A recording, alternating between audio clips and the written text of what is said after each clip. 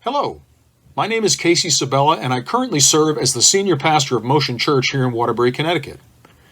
In the summer of 2017, a mutual friend arranged for me to travel to Zimbabwe, where I was invited to speak at a conference.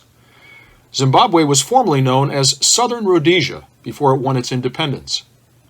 Once known as the breadbasket of Africa, Zimbabwe has been in a steep economic decline for many years due to the number of factors within the government.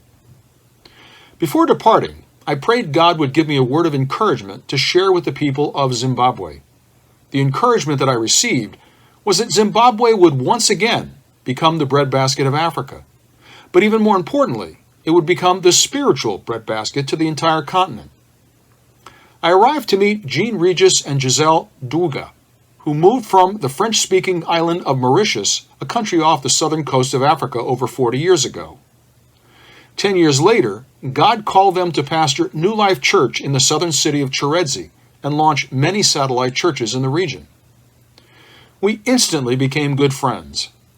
2 days after my arrival, the government under Robert Mugabe collapsed as thousands called for his dismissal.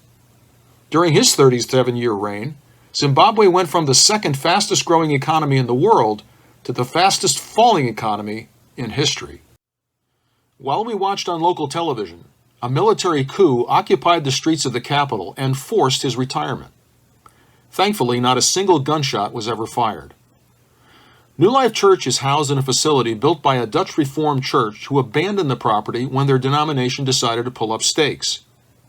The leadership of New Life was able to acquire the property for next to nothing. The building complex houses a school, several offices, a parsonage, and room for growth. I was privileged to minister there during the conference and also for several days in Chingeli, a region where there was neither plumbing nor electricity. God moved in powerful ways as we prayed for the sick. Approximately 50 people responded to an invitation to invite Christ into their lives. When I left, the pastor invited me to speak at their annual conference in August of 2018. While home, I met with Sarah Carabetta, Executive Director of Acts 4, a ministry in our city that helps those in need with clothing, furniture, and crisis assistance. She shared with me a recent burden to bring water to Africa. Thank you for watching. This first video described how I first became involved with the African nation of Zimbabwe. In the next video, I will share with you how Wells for Zimbabwe came about and how the vision for this project expanded. I'll catch up with you on the next video.